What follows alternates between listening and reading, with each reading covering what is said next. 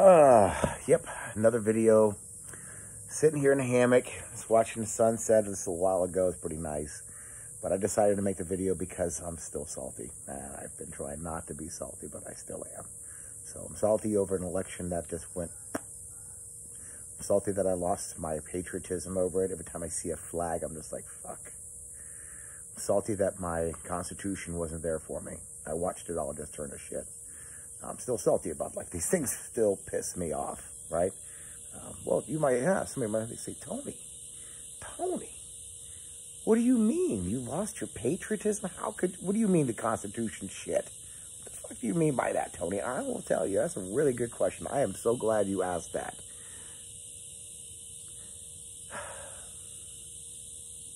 When I look at the Constitution, I look at our amendments, and I'm like, these are here outlined.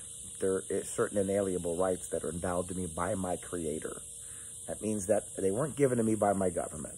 They shouldn't be able to be taken from me by the government because they were not theirs. They were actually mine, given to me by my Creator, of which I gave portions of them to the government on loan to do the right thing, right? To govern. Now, they take some of this, they get a little power to their head. They're like, we can do whatever the fuck we want to. And we did, and we're going to. And that's how it is. You're just going to like it. You're going to take it. Now, our founding fathers envisioned quite a different government than what we've got right now. They actually envisioned something closer to the scene of smaller government, more of a sheriff in charge instead of a president. And sadly, the presidential position took on something that was much bigger and much greater than they anticipated. And we have the executive branch who thinks they're God. And that they decide what's right and wrong for me, what I get to do, what I get to say, where I get to worship, when I get to worship, right? What kind of protest is okay? What's considered peaceful and what's considered domestic terrorists, right? So, Congress shall pass no laws respecting an establishment of religion or prohibiting the free exercise thereof. Out the door. Fuck you. Yep.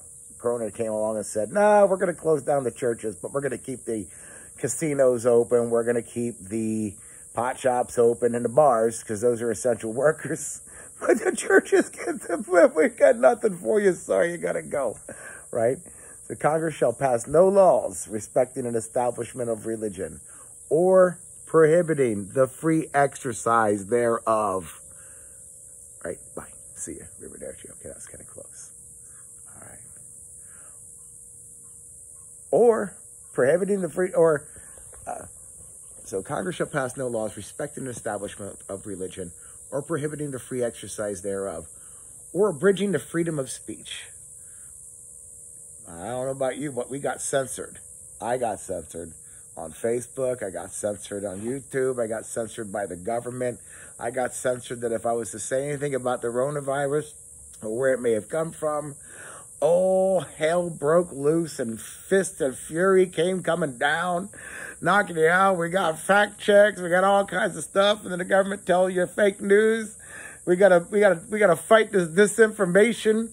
Oh my goodness. God forbid somebody tell the fucking truth. Somebody tell the fucking goddamn truth for one fucking time. Yeah, I'm still salty. You're going to hear a lot of curse words come out of me, and it's okay. We're all adults here. At least I hope so. I'll rate the video for adults. Or abridging the freedom of speech or of the press. What press? The fake news? That's seriously. Okay. Or the right of the people to peacefully petition the government for a redress of grievances. I saw that happen on January 6th, and those people became domestic terrorists. Yes, they did. I also watched the entire Summer of Love, right, in Seattle when they made Chaz. When they said that walls were just racist, yet they put up walls. And I watched people that were peaceful protesters take over an entire city blocks, kick out police out of the police station, out of federal buildings. Roped the place off, barricaded it in, protected it with what? I'm sorry, guns? Oh my goodness, yes, with guns. When people got their shit stolen, women got raped. Who they try to call? Somebody call the cops. Wait, we don't want the cops. See, remember we try to get rid of the cops. Cops are bad, right? Remember all that? Okay. I watched all that go down. Those aren't domestic terrorists, ladies and gentlemen. Those are peaceful protesters. Peaceful. Say it with me. Peaceful protesters. What happened on January 6th? Domestic terrorists. Remember Granny Trump? Remember that lady? She's a Trumper. And she's like, all of like 80 years old. She's going through line, taking pictures, waving. You know, when you got people protesting and they sieged the Capitol. Do you see that, by the way? Do you see them all walking through like the little corridors, through the actual roped off areas? They weren't going outside the roped off areas. At least not those people weren't. You got a couple of nut jobs, a couple of yahoos. If you ask me, pretty sure most of them were BLM and Antifa that already knew. Because all the tactics were the same of Antifa. The ones that came in there and started doing shit that they shouldn't have been doing. Watch the real Trump supporters chastise them. Tell them, hey, what are you doing? We don't do that. That's not what we do over here. But they did it anyways. But guess what the news focused on? Those Antifa members wearing MAGA hats. Because that's all it takes. You just got to wear a hat. And of course, now you're under the impression that you're the racist. You're the piece of crap. All right. Remember that. Wear a MAGA hat. You're a racist, misogynistic, homophobic, xenophobic, basket of the fucking horribles. That's what you are. They've already boxed you in. They've already painted you that color. Don't you know anybody who supports Trump is a racist? I don't know that. Oh my goodness. Oh yeah. Biggest racist ever. Huge racist. Right? Okay.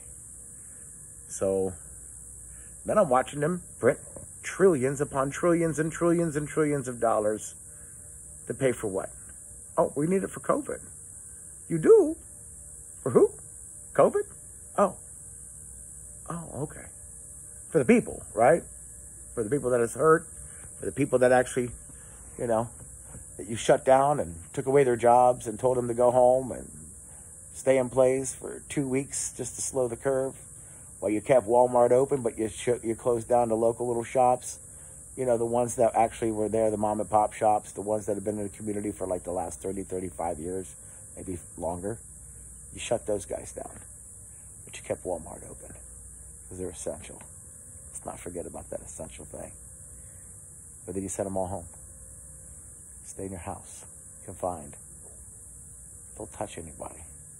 Everybody's fucking diseased. Your grandkids, they're diseased. Or you're diseased and you're going to give it to your grandkids. You're a fucking piece of shit grandparent. You're a piece of shit parent for hugging your fucking kids. What's wrong? What's wrong with that picture? Paying attention? Starting to see some crazy shit go down? Starting to wonder what the fuck's happening with this world? Yeah, me too.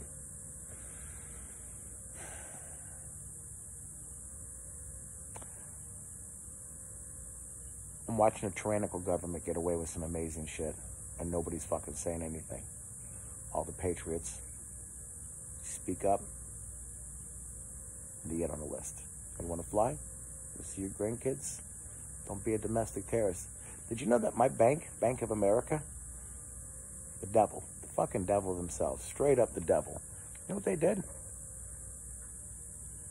They've handed over anybody's bank records that was there on January 6th that may have purchased a gun, may have purchased certain items that would have been paraphernalia for the insurgency and for the takeover of the Capitol, right?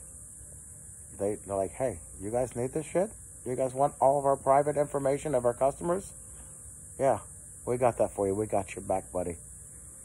You know what? Somebody asked me for that if I'm a bank. You know, I tell them, nah. No, thank you. Well, you'll help us in our investigation. Not my problem. Get a subpoena on the individual. Subpoena him in court, and he'll give it to you. Don't ask me for shit. These are my customers. No, but not my bank. Nope.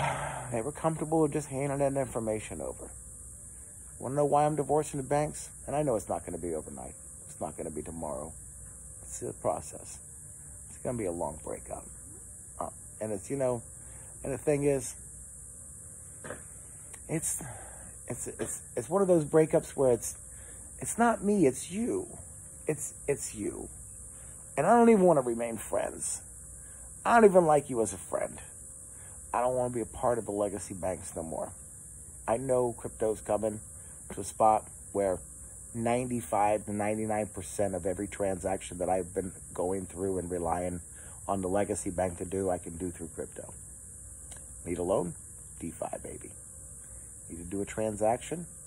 Well, currently the option that I have available to me now is to have a debit card that I can load, that's already preloaded from my crypto, put my money in USDC or USDT, and earn 15% interest on that, because my bank is not even paying me 0.01%.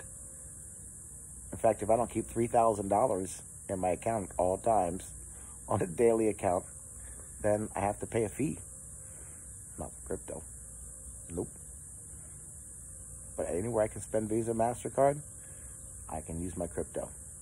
Why? Because they got a debit card for that. So I don't have to have a bank. I want to do my transactions, want to pay my bills. If I could pay it with a credit card, then I can do it with crypto. Now I'm still trying to figure out how my mortgage is going to get paid. I don't know. I don't know. Well, I'll figure that out. Like I said, it's not going to be an overnight divorce. It's not going to be an easy breakup. Breakups never usually are. Some are, but this one isn't. This is going to be a rough one. I've been addicted to banks for the last 45 years. Right? Since I was 5 years old, and I wanted to have a bank account with my $10 that I got for my birthday. It's a stupid idea. Anyways.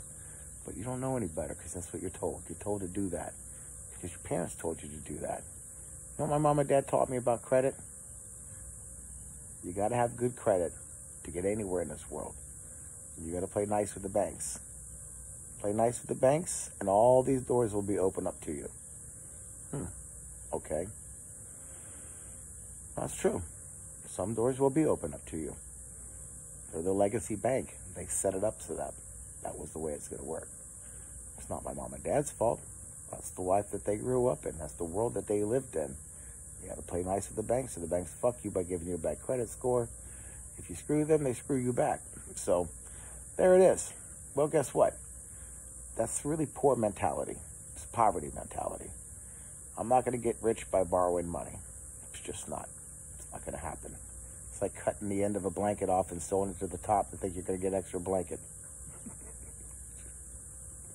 Now you just got a scarred blanket and it looks like crap at the top. What the fuck you thinking?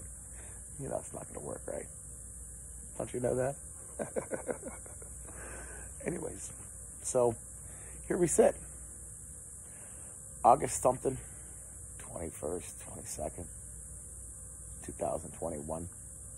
I'm going to be 50 years old at the end of this month. 50 years old. I earned every one of these gray beards. Every single whisker on there, I earned that. I earned the right to have that. I lived this long. Half a century. I like that. That's cool. I didn't think I was going to make it this long. I really didn't. I thought I was going to die and leave a reasonably good-looking corpse, but that's, you know, whatever. It's all good. So hopefully I get another 50 years, maybe, I don't know, whatever. Whatever happens, could be tomorrow, could be 50 years from now, could be 150 years. Science can come up with some great shit.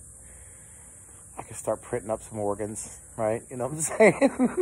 Just like, all right, I want to print up an organ?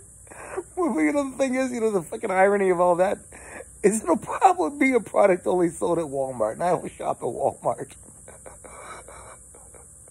I have to buy it bootleg on the fucking internet somewhere. Oh my fucking, oh my God, I'll buy an organ printing machine.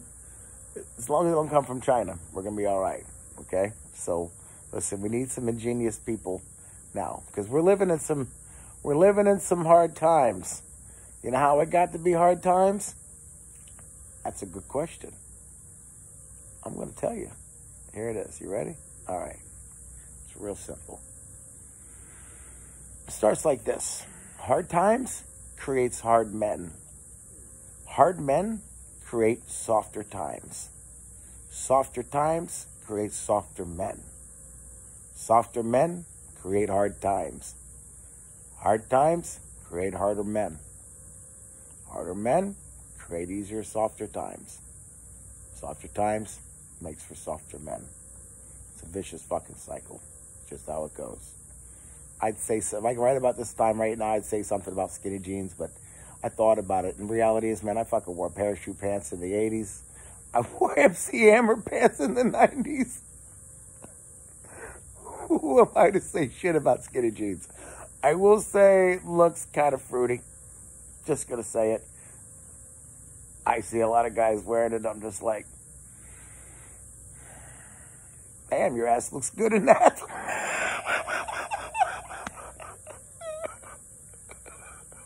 It's not supposed to look like that, man. It just isn't. It really isn't. I trust me. Whatever. It's awesome. Good for you. So here I am. I feel like an old man sometimes, but you know what though? This old man did it my way. I did it the way I wanted to do it. I got a few regrets that I can't say I got no regrets. I got regrets. Fuck, I got regrets. But you can't stop that. That's what it is, man. It's past. It's just how it is. But in the meantime, I'm pretty happy with the outcome so far. I don't know if you saw that. That was a low battery. Hey, Tony, you're talking too much. It's 16 minutes and 25 seconds. I'll just keep rambling and talking. So anyways, let me get to the point. Point is, I'm salty on a lot of layers. And I'm salty because I'm just pessimistic now. I'm a pessimist at this point. I mean, I watched everything turn to shit. I watched the election turn to shit. I watched the Constitution turn to shit. I watched my Supreme Court not come to our defense. I watched that. I watched right turn wrong and wrong turn right.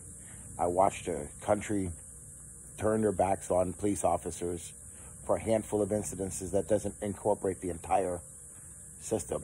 It's just a handful of fucking bad seeds. You know, that reminds me of, okay, you guys might be a little too young. I don't know who's fucking watching this, but if you're my age, you know the Roadrunner and the Wile E. Coyote? All right. So think about this, like the Wile E. Coyote guy, right? He was, Wile E. Coyote, super genius, he would say, right? Smart fucking guy. Wrote all that shit out the blackboard, make the plans, design these great things. Call up Acme, place an order. All of a sudden, the boxes arrive, and he's putting together this fucking great plan to kill the Roadrunner, right? Sets up shop, gets to the top of the cliff, sets up this little contraption. He's got it all figured out, you know, calculations, and he gets settled in, and he launches his contraption to go get the Roadrunner. And it, for every single time, first run out, it failed, right? Sometimes miserably, sometimes hilariously. But they failed, right? So what does he do? What? I'll give you one guess. He scraps the whole fucking idea and starts on the drawing board all over again. Like, the whole plan is just ruined. One test run, bucket, done. Doesn't matter. We'll reinvent the wheel to kill this thing. I mean, I know it was a cartoon, but here's the concept. You get this? That's exactly how it runs here now. So, oh, okay, well, this doesn't work, so let's just go ahead and scrap the whole fucking thing. No. There's a handful of bad seeds. Maybe we fix the fucking problem, right? Find out what's causing that and make that stop. Don't have to defund the police for all this shit. Now, I know there's a lot of people out there who are not a fan of police. I get it. Fucking, they suck sometimes. And they do, for the most part. A lot of them suck. But I've not met the ones that sucked. I just haven't. I've met the ones that were good. The ones that actually serve their community. The ones that actually take care of their community. The ones that actually give a fuck. I've met a couple of them that were assholes, but that's just life, man. You're going to get some fucking numb nuts out there who thinks he's God because he got his ass beat in high school and fucking middle school and even elementary school, got pushed in the lockers. Now he's going to be a cop. Now he's got a chip on his shoulder and he's going to fucking use and abuse the privilege. But that's not the system. The system breeds that because we allow for it. We don't fix the problem, but we got to fix that problem. You don't scrap the whole roadrunner killing program just because you have a fail in the system. You fix the fucking system. We're working on it. All right? Okay. Brought it to the attention. I get it. But now we got cops out there who are afraid to fucking do their job. Afraid. Just don't want to do it. You know what they do? They leave. They get the fuck out of there. And guess who's not taking their place? Another generation. Because why? Because people fucking hate cops. That's why. Anyways, don't hate cops. Hate the fucking players in the game, but don't hate the game. Right? That's how it is. And I'd love for everybody who's watching this. And just remember the most important thing. If you don't take one thing out of all this, just remember, Epstein did not kill himself. Thanks.